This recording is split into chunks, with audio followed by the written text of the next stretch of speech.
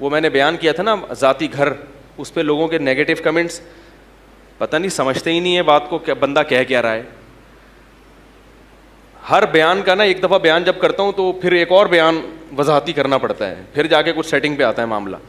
میں نے یہ ہرگز نہیں کہا کہ ذاتی گھر نہ بنائیں, میں نے یہ ہرگز, بولو بھائی, نہیں. میں نے کہا ہے جس کے پاس بہت پیسہ ہے, اپنی بنیادی بیسک ضرورتیں بہت اچھی طریقے سے پوری ہو رہی ہیں, کھا رہا ہے, پی رہا ہے, اچھی گاڑی, گھر میں سب سہولتیں ہیں, پھر اگر پیسہ ایکسٹرا آپ کے پاس بچ رہا ہے, صدقات و خیرات بھی ہو گئے, تو پھر آپ ضرور گھر بنائیں. پھر میں نے گھر بنانے سے منع نہیں کیا. لیکن اگر آپ کے پاس اتنا پیسہ نہیں ہے تو گھر بنانے کی ٹینشن نہ لیں. ان دیواروں اینٹوں سے دل لگانا یہ دنیا کی محبت کی علامت ہے.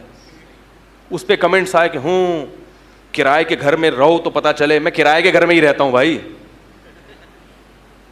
کسی نے کہا اس کے پاس تو اتنی زمینیں ہیں, الٹے سیدھے جھوٹے الزامات.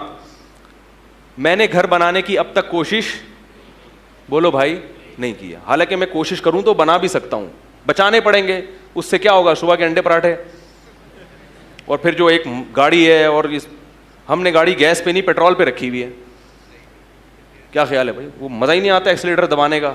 بھائی پہلے یہ مزے جو کیش ہیں یہ تو اڑاؤ, بچوں کو بھی کھلاؤ, خرچہ بھی کرو, ان کی تعلیم پہ خرچ کرو, ان چیزوں پہ, کپڑوں پہ خرچ کرو, خوب اچھا کھاؤ, اچھا پہنو, اور کرائے پہ بھی گھر لو, اچھی جگہ پہ لے لو, صاف ستھری جگہ پہ. اس کے بعد بھی اگر ٹھیک ٹھاک پیسہ بچ رہا ہے, یا کوئی آپ کی کوئی ایسی جائز لاٹری لگ گئی, جائز لاٹری ہوتی نہیں ہے ویسے, لیکن مثال دے رہا ہوں, کبھی ایک دم سے آ گیا, ٹھیک ہے بھائی بنا لو پیسہ یار, تو گھر بنا لو, کس نے منع کیا. اب اس پہ کمنٹس دیکھیں لوگوں کے, ہر مہینے کرایہ دو نا تو پتہ چلے گا. اللہ کے بندے, جب تیرے پاس ہر مہینے کرایہ دینے کے پیسے نہیں ہیں تو تو گھر بنانے کی کہاں سے سوچ رہا ہے. یعنی وہ مجھے تانا دے رہے ہیں کہ ہر مہینے جب کرایہ جیب سے نکلتا ہے تو پھر پتہ چلتا ہے کیا ہوتا ہے اپنا گھر. تو بھائی میں تیرے لیے تھوڑی بات کر رہا ہوں, تیرے پاس تو بیچارے کے پاس ہر مہینے کرائے کے پیسے مشکل ہو رہا ہے, تو کہاں سے گھر بنائے گا. تیرے لیے تو گھر بنانے کا ویسے ہی سوچنا سوائے ڈپریشن کے کچھ بھی حاصل نہیں ہوگا. ایسے لوگ کہہ رہے ہیں, سمجھ میں آ رہی ہے بات. تو میں ان لو لیول لوگوں کی بات کر رہا ہوں, یہ مڈل کلاس لوگوں کی بات کر رہا ہوں, جن کے پاس اتنا پیسہ نہیں ہے. وہ پھر کیا کرتے ہیں, اپنے کھانے پینے میں کمی کر دیتے ہیں. سمجھ میں آ رہی ہے بات. سواری نہیں رکھتے اچھی, W11 میں گھوم رہے ہیں کہ یار ہم پیسہ جوڑ کے کیا بنائیں. 20 سال میں پیسہ جوڑتے ہیں, تو جب 20 سال جوانی کا بہترین حصہ تم نے کمبختوں معذرت کے ساتھ فاقوں میں گزار دیا, اب زندگی رہ کتنی گئی تمہاری. تو اپنا گھر نعمت ہے, مگر اتنی بڑی نہیں جتنی بڑی لوگوں نے بنا دیا ہے. اتنی بڑی نعمت نہیں, مسافر خانہ ہے, سفر ہے, نکلنا ہے یہاں سے. ایک صاحب مجھے کہنے لگے بچوں کے لیے. میں نے کہا آپ خود بھی تو کسی کے بچے ہو نا. ارے بھائی جب بچوں کے لیے اگر فکر کر رہے ہو تو پہلے اپنے باپ کے بچوں کی فکر کرو, جس میں آپ خود بھی داخل ہو. تو پہلے خود اچھا کھا پی لو, بچوں کو کھلاؤ پلاؤ, پھر آپ کے پاس اضافی پیسہ ہے تو بچوں کے لیے آپ پلاٹ خرید لیں, آپ گھر بنا لیں ان کے لیے. پھر ہم تھوڑی منع کر رہے ہیں آپ کو, آپ بھی کسی کے بچے ہو, ورنہ کیا ہوگا, آپ اپنے بچوں کی ٹینشن میں مر جاؤ گے, اور بچے پھر اپنے بچوں کی ٹینشن میں مریں گے, اور وہ اپنے بچوں کی پتہ نہیں ٹینشن سے فری زندگی کون گزارے گا.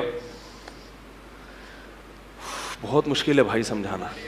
دیکھو بچہ جب پیدا ہوتا ہے نا تو 2 ہاتھ اور 2 ٹانگیں لے کے پیدا ہوتا ہے, تو کچھ اس کو بھی کرنے دو نالائق کو. ٹھیک ہے, جیسے اللہ نے تمہیں زندگی گزار دی نا کھا پی کے مزے سے, ایسے اس کی بھی گزر جائے گی.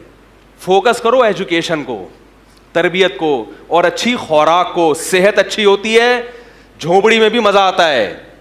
کھلا رہے ہیں اس کو پتہ نہیں کیا, پیسے ہی نہیں ہے تو کبھی کیا کھلا دیے, کبھی کیا کھلا دیے, کبھی کیا. میں لوگوں سے کہتا ہوں بھائی دیسی گھی میں کھانا پکایا کرو, کہ پیسے ہی نہیں ہے. ابے پیسے نہیں ہے تو تم نے بحریہ ٹاؤن میں پلاٹ کہاں سے خرید لیا؟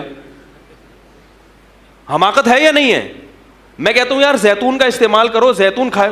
بھائی مفتی صاحب باتیں کرنا آسان ہے, پیسے کہاں ہیں؟ پیسے نہیں ہے تو نے 1 کروڑ کا پلاٹ ابھی میرے سامنے خریدا ہے, وہ کہاں سے خرید لیا؟